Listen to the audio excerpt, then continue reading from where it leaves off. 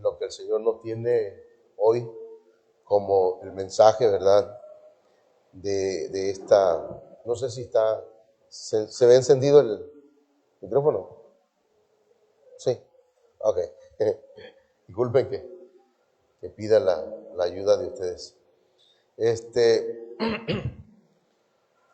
Hoy vamos a hablar, hermanos, acerca del Espíritu Santo, el Dios no conocido.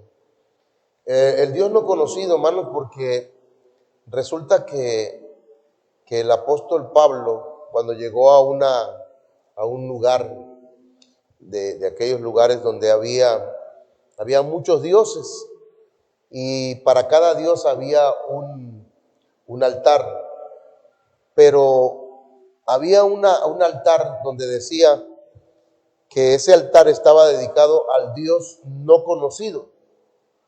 Entonces el apóstol Pablo dijo: acerca de este Dios es el que quiero hablar con ustedes, al Dios que adoran pero que no conocen.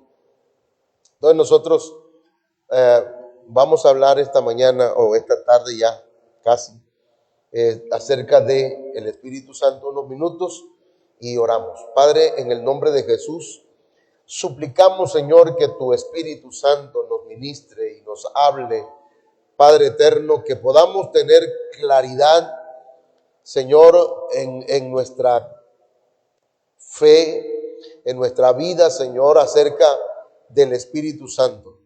Espíritu de Dios, revélate a nosotros, muestra tu gloria, muestra tu majestad en nuestras vidas.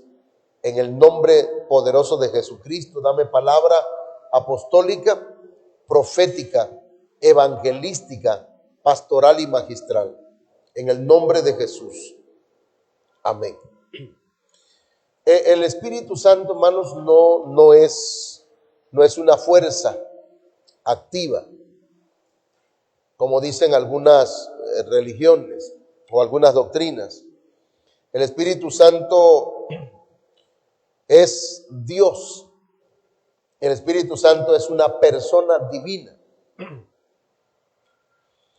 Y la Biblia dice que el Padre, el Hijo y el Espíritu Santo trabajan en unidad. Por ejemplo, cuando Jesús, el Hijo, el Cristo, llegó al Jordán, dice la Biblia que después de haberse bautizado, se oyó la voz del Padre que dijo: este es mi Hijo amado, en el cual tengo contentamiento. Ahí está el Padre y está el Hijo. Pero luego el Espíritu Santo viene o desciende en forma de paloma y se posa en el hombro del Señor. Y ahí se encuentra pues la Trinidad, Padre, Hijo y Espíritu Santo. La predicación de la palabra de Dios, hermanos,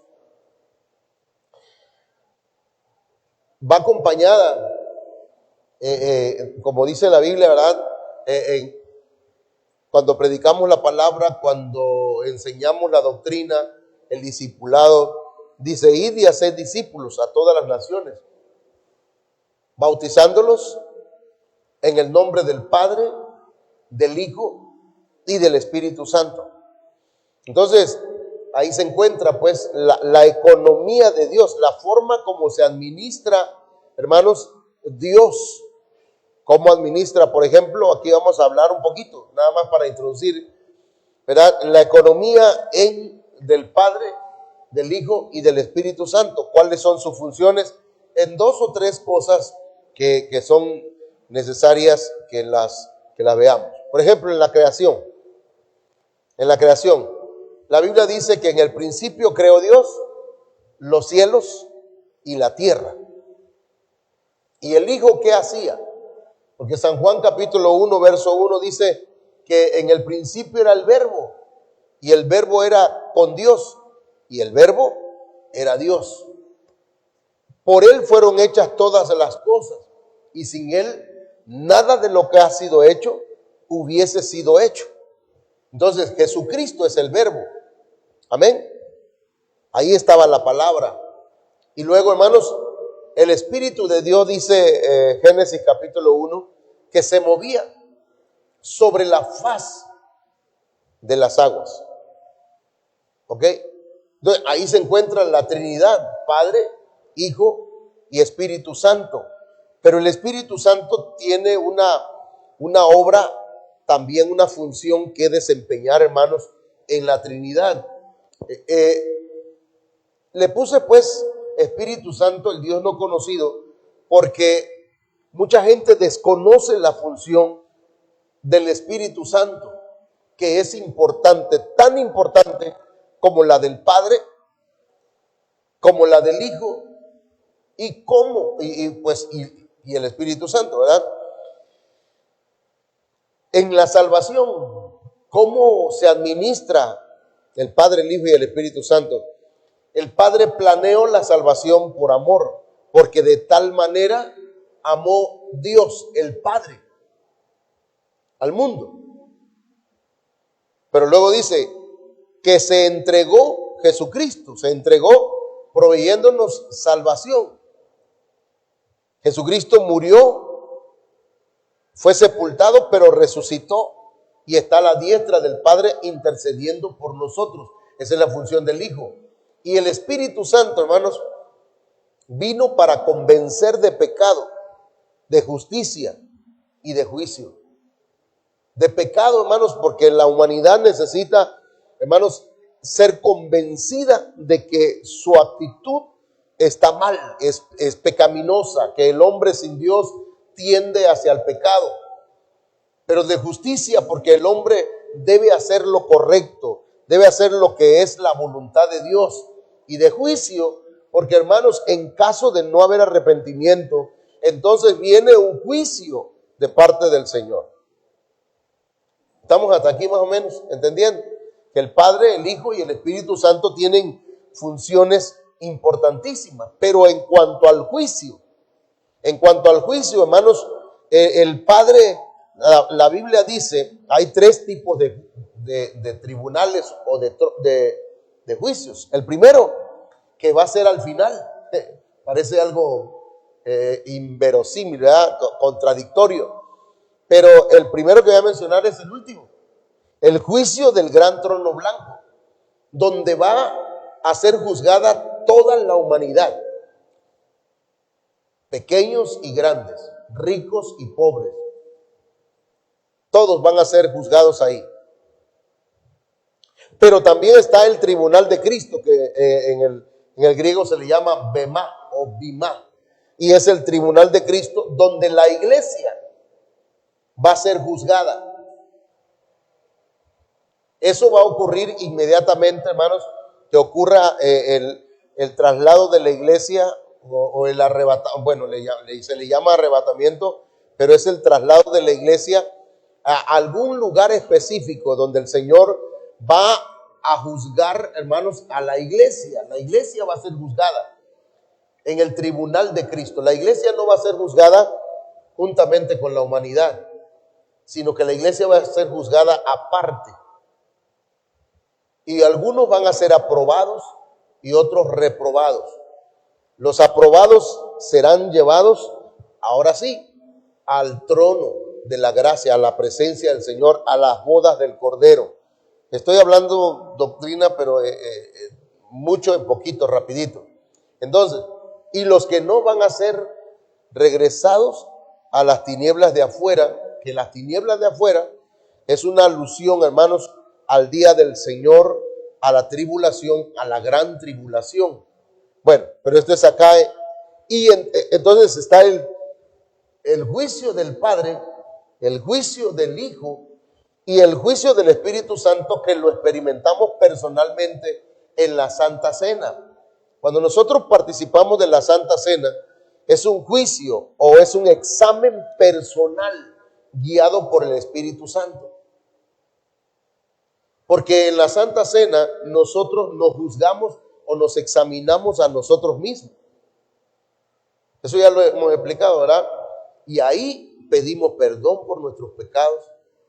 Le pedimos al Señor que nos ministre y que nos quite toda escoria, toda basura que haya en nuestra vida y en este juicio. Para que cuando llegue nosotros, hermanos, estemos limpios, lavados, purificados. y el Señor encuentre una iglesia sin mancha y sin arrugas. Pero la ayuda actualmente, ahora, es el Espíritu Santo. Entonces, ¿quién está con nosotros acá? Aquí en la tierra. Dios está en todas partes. Amén. El Padre está en el trono. El Hijo está a la diestra del Padre intercediendo por nosotros, preparando moradas para nosotros y preparándose para su venida, porque va a venir por la iglesia. Entonces, ¿quién está con nosotros acá? El Espíritu Santo. El Espíritu Santo, hermanos, es el que está haciendo la obra en la iglesia. El Espíritu Santo. Entonces tenemos nosotros que aprender de Él y acercarnos a Él. En el Salmo 91, verso 1, encontramos la cuadridimensión. No es que hayan 4 dioses, sino que la cuadridimensión. Aquí, por ejemplo, dice, el que habita al abrigo del Altísimo. Y esa palabra en griego o en hebreo es Elión. No el león, no. Elión. Elión significa elevado, supremo. El que habita al abrigo del elevado, del supremo. El Elión, hermanos, es la esencia divina. La esencia, es Dios en esencia. Pero dice, morará bajo la sombra del Omnipotente. El Omnipotente es, la palabra se traduce aquí es Shaddai. Y el Omnipotente es el Todopoderoso y se refiere al Espíritu Santo. El Shaddai es el Espíritu Santo. El Shaddai habla, si se investiga un poquito acerca de eso en teología, pero en los diccionarios que hay ahora, hermanos, encontramos que el Shaddai, dice, es el que da los pechos. Fíjese. El que da pecho. Funciona como una nodriza. ¿Saben lo que es una nodriza? ¿Eh?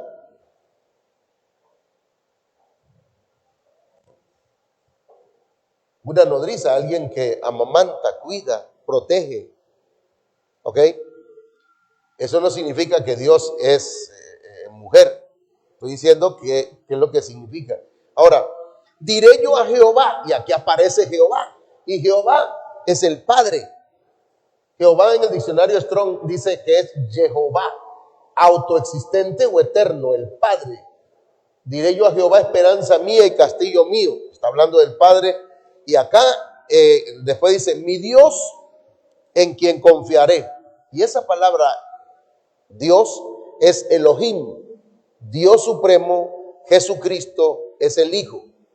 Entonces, en el Salmo 91, verso 1 y 2, se encuentra una cuadridimensión que es el Elión, el Padre, el Hijo y el Espíritu Santo.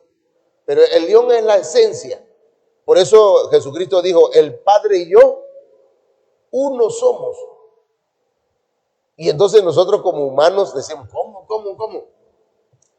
Pero Él está hablando de la misma esencia. Como si usted pusiera una jarra de agua y pusiera 3 recipientes.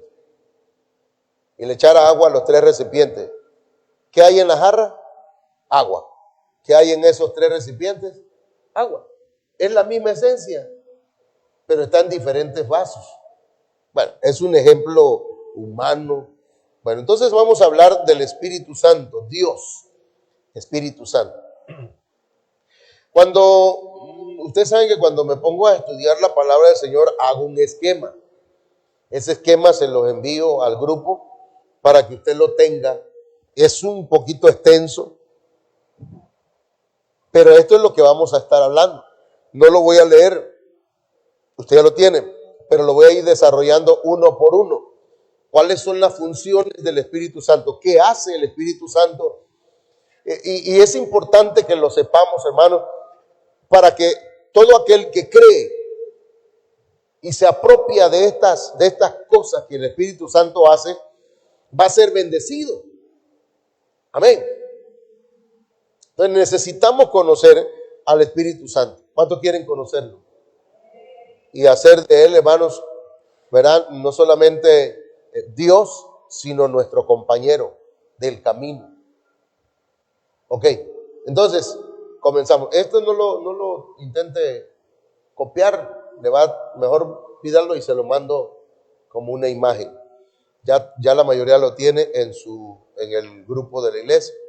Ok, el Espíritu Santo ordena, el Espíritu Santo llena, el Espíritu Santo revela. Fíjense con lo que dice acá, hermanos. Génesis capítulo 1, verso 2. Y la tierra estaba desordenada y vacía. Voy a leerlo como está en su Biblia, porque aquí dice, mire. Y la tierra estaba desordenada y vacía, y las tinieblas estaban sobre la faz del abismo, y el Espíritu de Dios se movía sobre la faz de las aguas. Fíjese. ¿Cómo estaba la tierra? Se dice, hermanos, que entre el verso 1, donde dice, y en el principio creó Dios los cielos y la tierra. Entre el verso 1 y el verso 2 ocurrió una catástrofe. Se dice que fue cuando Dios sacó del cielo a los ángeles y a Satanás. De manera que la tierra quedó, al venir él, pues, Satanás y los demonios y los que le siguieron, vinieron y desordenaron todo lo que Dios había hecho. Hubo bueno, no voy a ponerme a hablar mucho de eso, pero hubo una catástrofe. Por eso la tierra estaba desordenada, vacía, había tinieblas. ¿Ok? En la creación de Dios. Esto mismo pasa en la humanidad en todos los tiempos y desde que el hombre existe, hermanos. El hombre sin Dios, por la acción del maligno, desordena su vida. Amén. La tierra representa a la humanidad, al hombre, al ser humano, hombre y mujer, niños, jóvenes, ancianos, mujeres. La tierra, la humanidad estaba desordenada y se encuentra desordenada sin Dios. El pecado viene a desordenar la vida del hombre, ¿verdad? A la mujer, que debería ser una persona, vamos a decir, una persona sana, decente, con vergüenza, con pudor, pues, la desordena y la vuelve sin pudor. Una persona, hermanos, sin vergüenza, ¿verdad? Al hombre, que debería ser todo un varón, lo distorsiona su mentalidad y viene a desordenarle, hermanos, la vida. Y entonces ahora, en este tiempo, ¿verdad? La gente está desordenada. Y habla, hermanos, la palabra desordenada en el diccionario Strong significa caos, destrucción. Hay caos en los hogares, hay caos en los individuos, hay destrucción en la vida de la gente. Hermanos, hombres que han destruido sus hogares, ¿verdad? Por causa del pecado. Mujeres que han destruido su hogar por causa del pecado. Hombres y mujeres viviendo, hermanos, en unión libre, en amaciato, en pecados sucios. Y entonces está desordenada la vida. Pero cuando el Espíritu Santo llega, porque acá quiero mencionarles, antes de seguir con los otros, ese pero es importantísimo. Y la tierra estaba desordenada y vacía, y las tinieblas estaban sobre la faz del abismo. Y la Biblia en lenguaje sencillo lo traduce, pero. Este es el pero de Dios. Hay una persona que está viviendo una vida desordenada. Hay una persona que está viviendo una vida caótica. Aparentemente su niñez, su juventud se fue destruida. Pero el Espíritu de Dios se está moviendo. El Espíritu de Dios sigue funcionando, hermanos, como Dios. El Espíritu de Dios sigue haciendo la obra en la vida del ser humano, de manera, hermanos, que ese desorden el Espíritu de Dios lo comienza a ordenar. ¿Entiendes? Y dice, tengo que arreglar mi vida. Tengo que cambiar esta situación. No puedo vivir toda la vida así. Dios a mí me trajo, hermanos, desordenado a la iglesia. Me trajo cuando todavía estaba viviendo mal con una mujer afuera. Y me trajo así, sucio, desordenado. Así como llegó el hijo pródigo. ¿Cómo vino el hijo pródigo? Apestando a puerco. Venía todo andrajoso, sucio. Y el Padre lo recibió, lo besó. El Espíritu de Dios, el Espíritu Santo, hermanos, nos recibe, no importa cómo vengamos, si venimos rotos, si venimos en caos, si venimos aparentemente destruidos, el Señor ordena una vez más cada parte nuestra, hermanos, y lo ordena. ¿Cuántos dan gloria a Dios? Amén. Pero dice también que en el principio la tierra estaba desordenada y vacía. Había ruina, había vacuidad. No tenía nada dentro. Cuando el hombre no tiene a Cristo, cuando el hombre no está lleno de Dios, está vacío. Porque lo único que puede llenar el vacío del ser humano es Dios. El ser humano fue hecho con un vacío existencial en su interior que solo puede ser lleno con la eternidad. Solo la eternidad puede llenar el espíritu, el alma, la vida del ser humano. Por eso si nosotros leemos, y la tierra estaba desordenada y vacía, pero el Espíritu de Dios, el Espíritu Santo, hermanos, viene para llenarnos. Cuando el Espíritu Santo nos llena, entonces podemos darle sentido a nuestra vida. Todo cobra sentido y volvemos a vivir, hermano. Por eso necesitamos la llenura del Espíritu Santo. Religión no necesitamos, ¿no? Religión tiene hasta el diablo, sabe de la Biblia. Religión tiene el Papa. Religión tiene la gente, hermanos, y sigue pecando. Nosotros necesitamos ser llenos del Espíritu Santo. Usted y yo tenemos que pedirle al Señor que llene nuestra vida con su presencia, con su poder. Necesitamos el Espíritu de Dios. De lo contrario, seguiremos, hermanos, el camino que el mundo lleva, tratando de llenar el vacío de su alma con cosas efímeras, con cosas pasajeras, con el mundo. Queriendo llenar nuestro vacío con sexo, con música, queriendo llenar nuestro vacío con vicios, pero el único que puede llenar nuestra alma, nuestro ser, es Dios por medio de su Espíritu Santo. Tal vez en nuestra vida decimos, ya no hay esperanza, me siento vacío, me siento solo, me siento triste, parece que no hay esperanza para mí, pero el Espíritu de Dios se está moviendo en esta tarde o en esta mañana porque quiere llenarnos, amén, quiere llenarnos.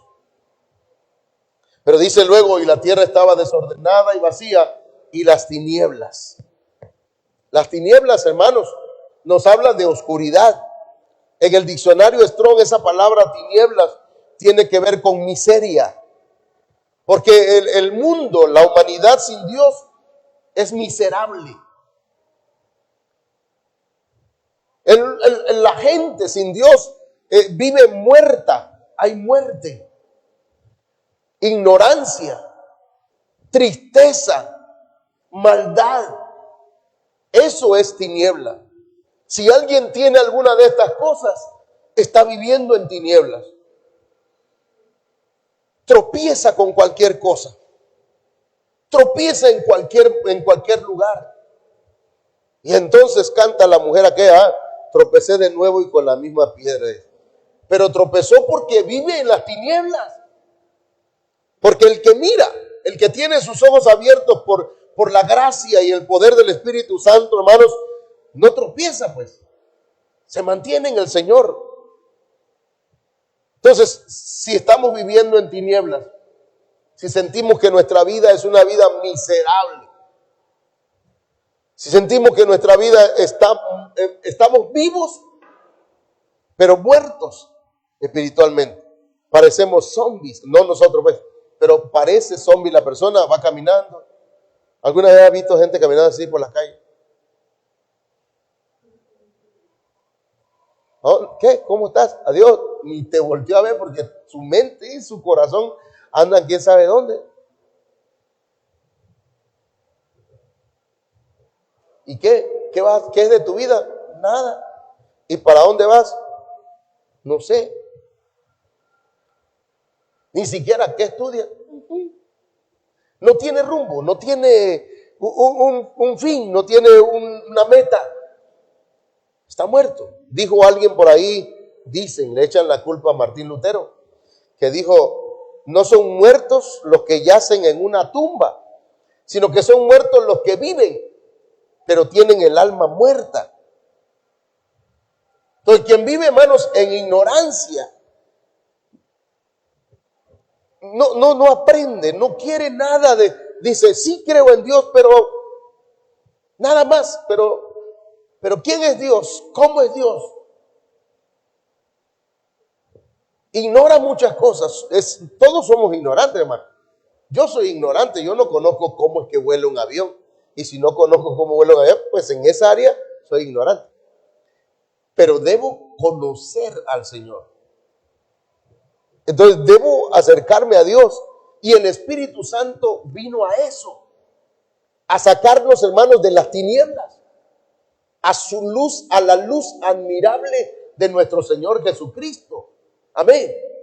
Entonces necesitamos salir de las tinieblas. Está triste. Alguien te hizo daño. Porque hay gente, hermanos, y desafortunadamente a veces hasta nuestra propia familia nos hace daño. Tal vez a usted alguien le hizo daño de la propia familia, de su propio hogar. Su padre lo abandonó, su mamá le abandonó.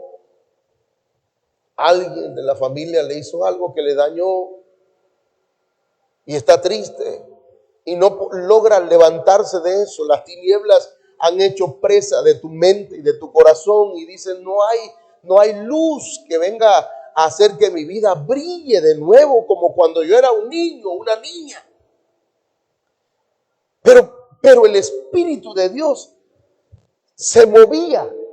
El Espíritu de Dios se mueve, hermanos, sobre la faz de las aguas. El Espíritu de Dios sigue moviéndose, hermanos, ¿para qué? Para ordenar, para llenar y para traer revelación a nuestra vida y decirnos, ¿sabe qué? Todavía tengo un propósito para tu vida. Tu vida no se ha terminado. Tal vez hay gente, ¿verdad?, que ha intentado matarse, quitarse la vida y dice, ya, yo así no quiero vivir. Pero el Señor vino, dice la Biblia, que el diablo vino para matar, hurtar y destruir. Pero Jesucristo vino para dar vida y vida en abundancia por medio de su Espíritu Santo. Entonces, el Espíritu de Dios está aquí, hermanos, para traernos vida. ¿Cuánto dan gloria a Dios? Amén. Fíjense bien. El Espíritu Santo también, hermanos, trae conocimiento, entendimiento, sabiduría. Mire que la Biblia nos dice, Génesis 41, 38. Y dijo Faraón a sus siervos, ¿acaso hallaremos a otro hombre como este, en quien esté el Espíritu de Dios? Y dijo Faraón a José, pues que Dios te ha hecho saber. Hermanos, usted ya más o menos ha estudiado la historia de José, pero a José sus hermanos no lo querían, lo violentaban, hasta lo vendieron. Y llegó a Egipto, lo acusaron falsamente y luego lo metieron preso. Y en la cárcel el Señor comenzó a glorificarse en su vida. Y el faraón tuvo un sueño y José lo interpretó. Entonces, ¿qué había en José? ¿Qué tenía José, hermanos? El Espíritu de Dios. ¿Qué espíritu está en ti? ¿Qué espíritu hay en ti? Ruego a Dios, hermanos, y pido a Dios en esta hora que el Espíritu Santo sea el que habite en tu corazón, que habite en tu vida. ¿Cuánto quieren hacer? Amén. Entonces, déjese llenar por el Espíritu Santo. Mire, y dijo Faraón a sus siervos: ¿acaso hallaremos a otro hombre como este, en quien esté el Espíritu de Dios? ¿Qué hizo el Espíritu de Dios en José? Dijo Faraón a José: pues que Dios te ha hecho saber. El Espíritu de Dios hace que nosotros conozcamos aquellas cosas que humanamente no podemos conocer. Incluso reconocer. Pero también dice, todo esto, saber todo esto, no hay entendido. O sea, en la palabra entendido tiene que ver con entendimiento, pero no hay quien discierna, quien comprenda, ni sabio como tú. O sea, nadie inteligente, diestro, ingenioso. Entonces, ¿qué hace el Espíritu Santo? El Espíritu Santo, hermanos, hace de una persona común, lo hace una persona llena de conocimiento, entendimiento y sabiduría. Porque José era como nosotros, pues. Pero el Señor, hermanos, puso en él el Espíritu de Dios. Nosotros necesitamos el Espíritu Santo para, hermanos, poder conocer qué es lo que está afectando nuestro hogar, nuestra familia, para reconocer incluso cuando estamos mal. También el Espíritu de Dios nos ayuda a discernir, a entender cuál es la voluntad de Dios, a discernir qué es lo que está moviéndose, ¿verdad? En una situación. Por ejemplo, llegó el hombre enojado y usted dice, ¿está enojado? ¿Es él o es un espíritu que lo viene atormentando? El Señor le va a dar la sabiduría. Pues si es algo malo, voy a poner a orar, ¿verdad? Y si viene enojado, no voy a responder. El Espíritu de Dios te va a dar sabiduría, entendimiento. Nos va a dar, pues, nos va a hacer personas más inteligentes. El Espíritu de Dios, hermanos, da sabiduría, inteligencia, ciencia, arte. Mire, hay cosas que decimos, es que yo no sé, hermano. Yo no sé.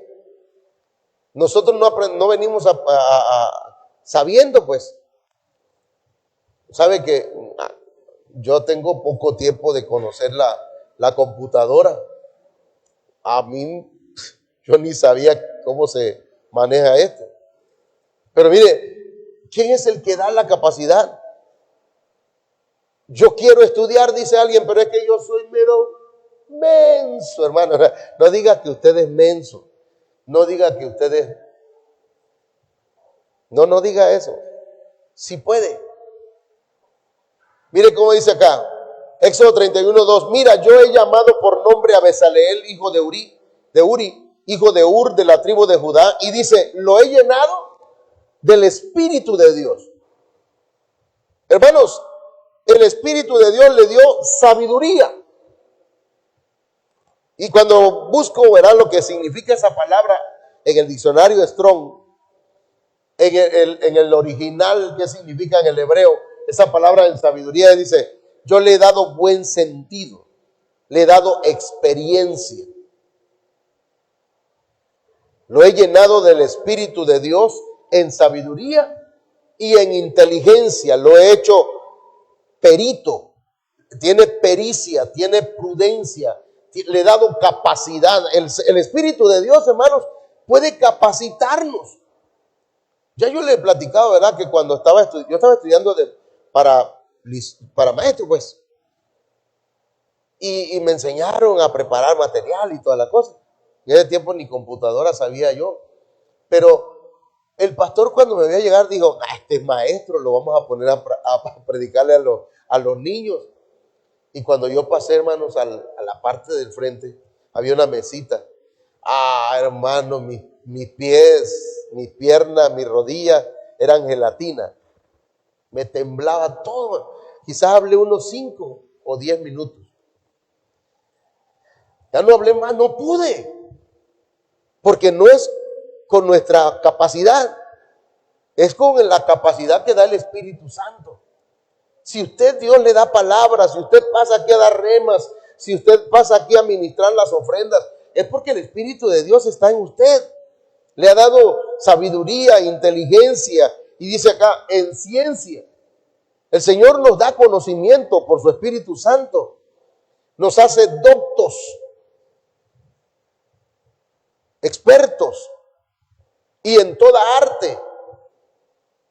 Hay gente que el Señor le dio habilidades en las artesanías para emprender, hermano.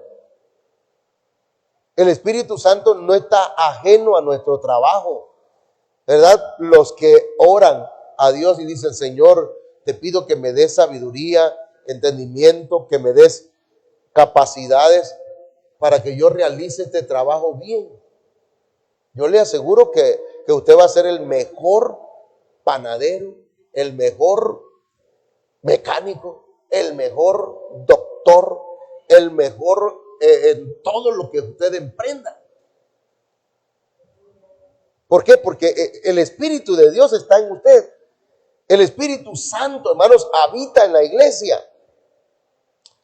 Este es el último que voy para que cerremos aquí. Pero el Espíritu Santo hace profetizar. Profetizar es hablar de parte de Dios. Y la profecía, hermanos, dice el apóstol Pablo, que es para edificar, consolar y exhortar, no insultar. ¿Para qué? El Espíritu, la profecía es para qué? Para edificar. ¿Qué es edificar? Para que crezca la iglesia. En número, no, para que crezca en lo espiritual.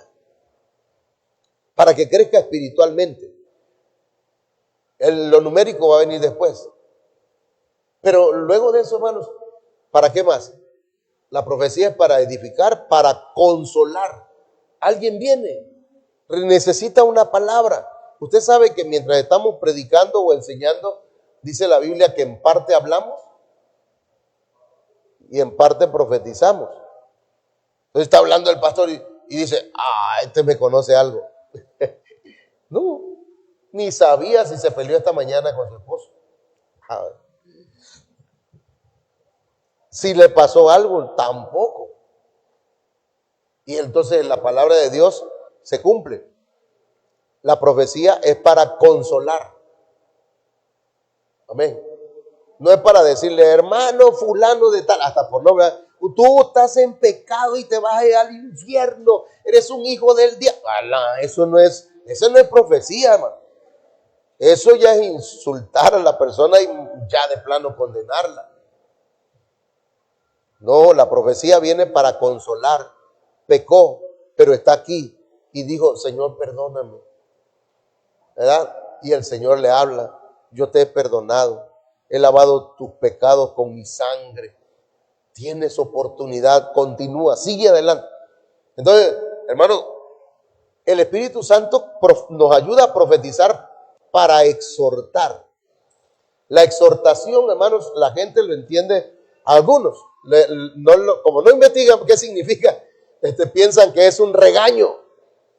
Ya me exhortó el hermano, me dijo que yo soy un cabezón, que no entiendo, que me dicen una y otra vez y que soy un... Eso ya te insultó, pero es exhortar. Exhortar es, hermanos, animar a seguir adelante, animarlo.